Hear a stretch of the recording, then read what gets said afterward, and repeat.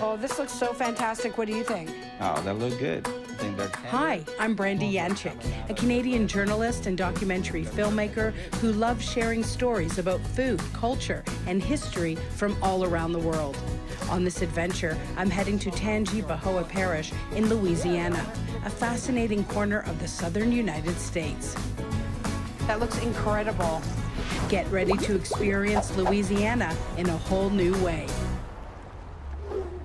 I've come to southeastern Louisiana to Tangipahoa Parish. This area is a suburb of New Orleans and is known for its diverse population and fertile soil. While I'm here, I'll be checking out the foodie scene and learning about the culture.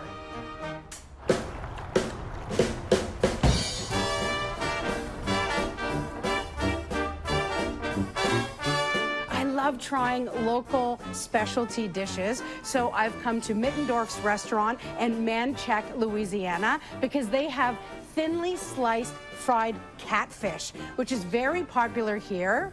And I'm with Horst Pfeiffer. He owns this restaurant, which is dated back to, what year was it? 1934. 1934. So tell me first, Horst, I know you're originally from Germany. How did you end up in Louisiana? Well, I came to New Orleans in '91. I opened a fine dining restaurant. Then Katrina came and I needed a job, so I bought Mittendorf's.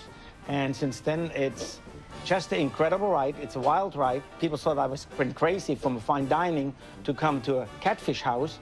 But to learn about Louisiana traditions and about frying catfish and making like the fried catfish, the hush puppies.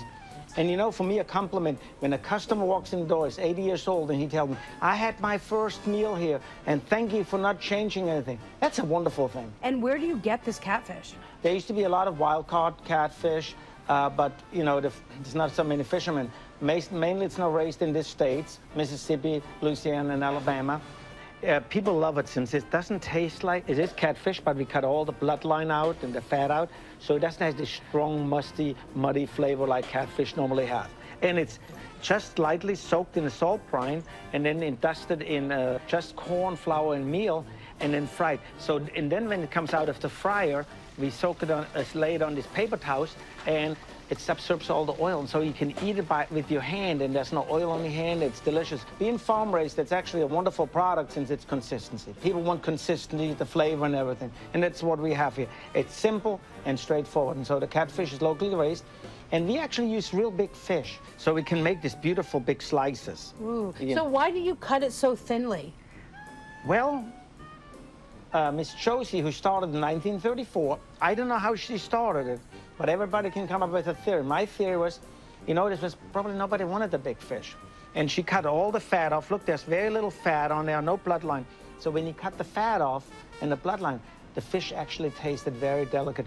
And then when she soaked it, we have this in a little salt brine, and we're soaking it in there. For instance, if you just slice it and bread it, it takes moisture out. Then it would be real tough like a catfish jerky. So we're soaking it for an hour, and a salt brine to swell up a little bit. It's gained like 20%, but then when you fry it, you lose this moisture, but then it's still the same way, and it has this wonderful moist and its delicate tenderness to it before it would be dried out. And so it's just corn product, so there's no seasoning. And that's another thing. Sometimes people come, oh, your fish, you know, it needs more flavor. Well, the one thing people don't understand, if you would have cayenne pepper or paprika and you put it in your oil, over the day, your oil would burn, and from 10 o'clock in the morning till 8 o'clock in the evening, the flavor profile would change. So her coming up with a recipe, Miss Josie, to have just used corn, salt water, and dipping it in there, it just comes out so delicious. Oh, I'm getting so hungry. Let's start with the first one. Okay, we frying, going fast here. So this fish, you see, you turn it on, and you have to gently lay it in there. Also, when we go fast, you know, you still want to shake it off, since you don't want to fill up your fryer with some meal. And I always like 4 or 5 slices in. Okay, so this one has been harder. You see how it's nice firm? And then I lay this on top. I have like 2 portions, and I lay this. And now I would start on here. So can I try? Yeah. Okay, so I have washed my hands. Yeah. I'm sticking them in here. Wait. What? This hand. Why? Why? Since you can press, you don't cross over. You can't Wet press it. hand, dry hand. Wet hand, dry. Okay, okay, okay. All right, so this is my wet hand? Yep. Put more on top. Put more on top. Put more on top. Okay. No, push it down. Push it down. Push it down. Push it down. Come on, come on. Push it down. Woo! Push it Okay, down. and then? Shake it up and put it in there with your dry hand. Get me that hand right in here. Okay, you're hilarious. Lay it in. Stick it in here. This is my wet hand. Now my dry hand. Push it down. Push it Push down. it down. Don't rub it. Push it down. Okay, and push it down. Your push it down. husband called. He told me, pace me if I do this. Exactly. All right. He knows I'm not a good cook. And then this way. Yeah. All right. You always put it away. And are we done or keep going? One more.